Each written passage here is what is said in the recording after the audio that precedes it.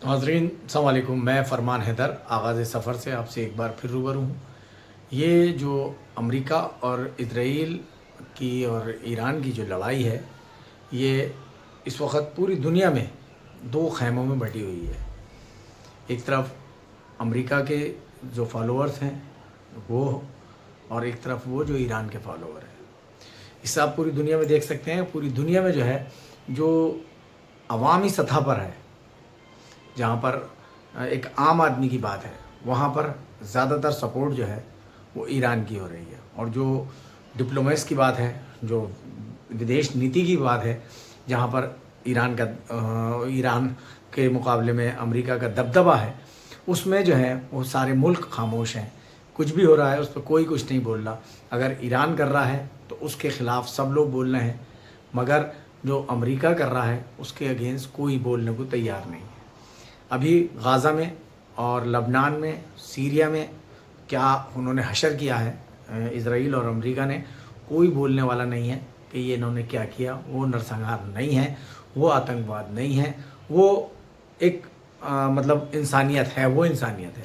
और जो अमेरिका कह रहा है और वो कर रहा है, उसमें कोई भी आतंकवाद नहीं है, मगर जब उसका वो कहने के बाद उसका जवाब दिया जा रहा है तो वो आतंकवाद है। उसके ऊपर सारी जो दुनिया के जो ईरान के जो अमेरिका की आइडियोलॉजी के लोग हैं, वो उसकी मजम्मत करते हैं और उसको जो है भरपूर ईरान की बुराई ये करते हैं।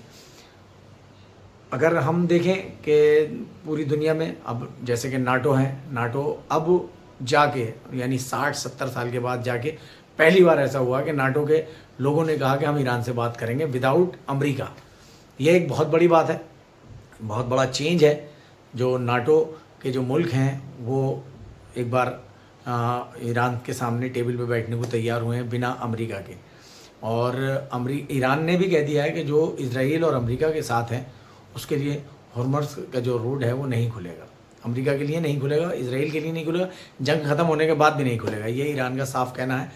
और एक तरफ अमेरिका जो है वो ज़मीनी उस पर युद्ध करने के लिए तैयारी कर रहा है कि हम ज़मीन पर उतरेंगे। और हो सकता है आज सैटरडे है, आज शायद उनकी फ़ौजें वहाँ तक पहुँच जाएँ जहाँ पहुँचनी थी, क्योंकि वो रास्ते में थी, तो वो शायद आज पहुँच जाएँ या पहुँचने वाली होंगी या कल तक पहुँच जाएंगी, मगर उम्मीद ये थी कि आज पहुँचना था। उसके बाद देखते हैं कि क्या होता। वहाँ पर ईरान में वहाँ की जो महिलाएं हैं, वहाँ की जो औरतें हैं, उन लोगों ने भी हथियार उठा लिए हैं, वो भी उनसे जंग करने को तैयार हैं। तो एक तरफ ये माहौल कहते हैं कि ईरान में जो है वो ईरान बैकवर्ड है, ईरान में औरतों को सहूलत नहीं है, औरतों को लिए वहाँ पर एजुकेशन नहीं है। और एक तरफ आप पूरी दुनिया को पता है कि ईरान में कितनी औरतें पढ़ी हुई हैं, कितने वहाँ के जो लिटरेसी परसेंटेज है वो क्या है। पूरी दुनिया में पता चल गया, मुस्तकिल चैनलों पे आ रहा है कि वहाँ पे 84% वहाँ लिटरेसी है और 99% वहाँ की औरतें पढ़ी लिखी हैं। बल्कि वहाँ पर सबसे ज़्यादा साइंटिस्ट हैं, सबसे ज़्यादा जो है वहाँ पर टेक्नीशियन हैं, सबसे ज़्यादा डॉक्टर हैं, ये सब औरतें ही हैं। और वही देश को जो पीछे की ये जो आप देख रहे हैं कि ये मिज़ाइल बन रहे हैं, उसमें उनका बहुत बड़ा हाथ है, वो उसमें काम कर रही हैं। और वो जो है वो इसमें जो है वो काम कर रही हैं और उसको जो है वो ईरान को बहुत सपोर्ट कर रही हैं।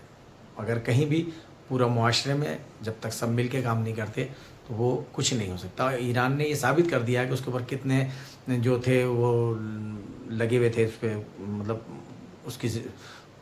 उसके ऊपर सैंक्शन लगे हुए थे। उन सैंक्शन के बीच में ईरान ने इतनी तरक्की की है, इतनी तरक्की की है कि एक तरफ डोनाल्ड ट्रंप कह रहे हैं कि साहब उनके मिसाइल ख़त्म हो गए, और उन्होंने अगले दिन ही दिखा दिए कि हमारे पास कितने मिसाइल हैं।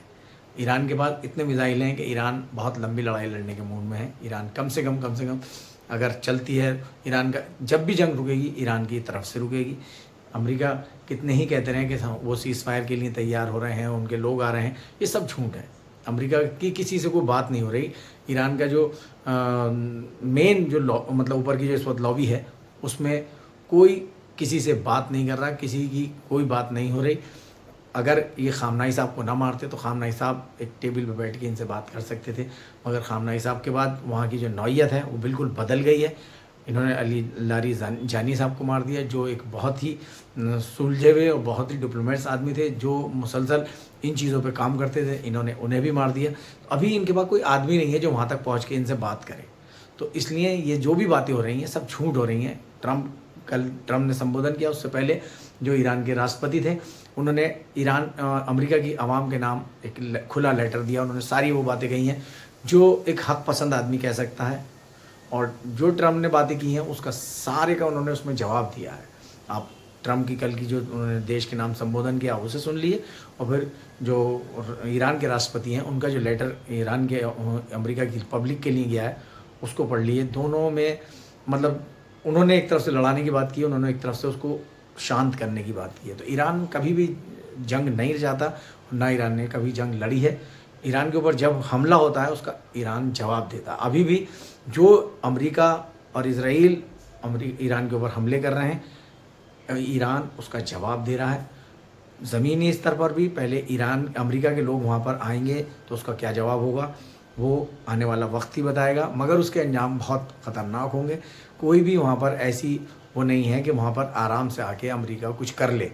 तो इसके लिए अमेरिका को जो है बहुत नुकसान होगा, बहुत जानें जाएंगी, और ईरान के लोग वहाँ पर उनका इंतज़ार कर रहे हैं। वहाँ की जो आवाम है उसको सेलिब्रेट कर रही है वहाँ की जंग को, क्योंकि उनके यहाँ का कोई भी आदमी हो, चाहे वो मुर्तज़ा खामनाई साहब हों या उनके जो और लीडर हैं वो हों, कोई भी आदमी अब ये नहीं चाह रहा कि वो जंग बीच में रुक जाए। अब वो पूरा इसका जो है एक पूरी दुनिया से वही चाहते हैं कि पूरी दुनिया इस पर एक रद्द अमल बनाए, और वो बनाने के बाद पूरी तरीके से अमेरिका मिडिल ईस्ट उसके इधर के देश छोड़े और उसके जो बेसेस हैं वो सब ख़त्म हों, सब देश आज़ाद हों, सब देश अपनी तरीके से जिएँ, किसी के ऊपर किसी की कोई बाउंडेशन ना हो, और एक अलग से एक पूरा दुनिया में नए कानून बने। नए कानून के थ्रू जो सबकी आज़ादी है वो हो, और उसके बाद ही ये जंग मेरे ख्याल में रुकेगी। क्योंकि इस वक्त अगर कोई भी ये लोग जो हैं धोखा देते हैं, अमेरिका और इजराइल पहले जंग रोकते हैं, फिर उसके बाद ये फिर अंदर हमले भी कर देते हैं, और इनकी कोशिश ये रहती है, उन्होंने यही किया है मुसलसल। जितने मिडिल ईस्ट के देशों में जो भी इनकलाब आए हैं, वो जो भी आए हैं वो इनके जासूसों की वजह से, इनके लोगों की वजह से, क्योंकि वहाँ जाकर उनको वहाँ की जो हुकूमतें हैं उनको अंदर खाना खोखला करती हैं, उनकी मुखबिरी करती हैं, फिर उनके ऊपर ये अटैक करवा देते हैं, और फिर वो देश के ऊपर पूरा ये काबू कर लेते हैं। अब कल ट्रम्प ने ये कहा कि हमारे पास बहुत तेल है, हम तेल के लिए नहीं लड़ना है, और जिनको लड़ना है वो अपने आप आके लड़ें। जिनके अब तक ये ठेकेदार थे अब उन्हें इन्होंने मझधार में छोड़ दिया। ये कह रहे हैं कि हम मिडिल ईस्ट की जो थी इनकी हिफाजत के लिए थे। इन्होंने कहाँ हिफाजत की, कब हिफाजत की? सिर्फ मिडिल ईस्ट से इन्होंने तेल लिया। इन्होंने यहाँ से जो ज़रूरी सामान था, जो इम्पोर्टेंट सामान थे, जो केमिकल थे, उन्होंने यहाँ से सारी वो चीज़ें निकाल के अपने देश में ले गए और इन्होंने उसको खोखला कर दिया। मगर अभी भी मिडिल ईस्ट के कुछ देश हैं जो नहीं समझ पा रहे हैं, वो आज भी इनकी चमचागिरी में लगे हुए हैं। उनको भी बहुत जल्दी पता चल जाएगा कि इसका क्या असर होगा। तो आप लोग देखते रहिए, इंशाल्लाह जीत होगी और हक़ की जीत होगी। और ये जो जंग है, ये जंग आइडियोलॉजी की जंग हो गई है। अब इसमें कोई जंग में देशों की जंग नहीं है, अमेरिका की या इजराइल की या ईरान की जंग नहीं है, ये आइडियोलॉजी की जंग हो गई। और इसको जो है अब किस तरीके से आगे बढ़ती है, कितना लंबा चलेगा, अभी कोई कुछ नहीं कह सकता। मगर हाँ, दुआ यह है कि जो भी हो पूरी दुनिया के लिए अच्छा हो, पूरी दुनिया में अमन हो, शांति हो, और जो लोगों के हुकूक़ हैं वो लोगों को मिले। बहुत बहुत शुक्रिया।